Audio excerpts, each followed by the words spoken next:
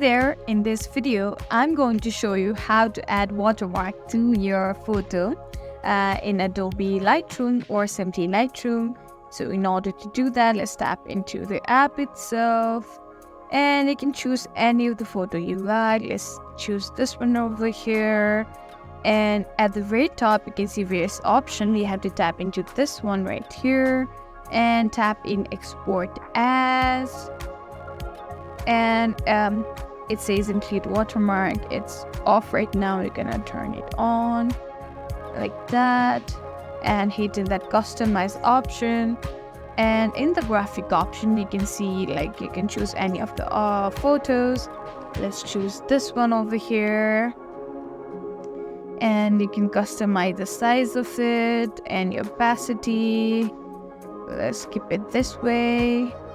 I'm using random photos over here. You can insert in your logos and stuff. So yeah, that's it.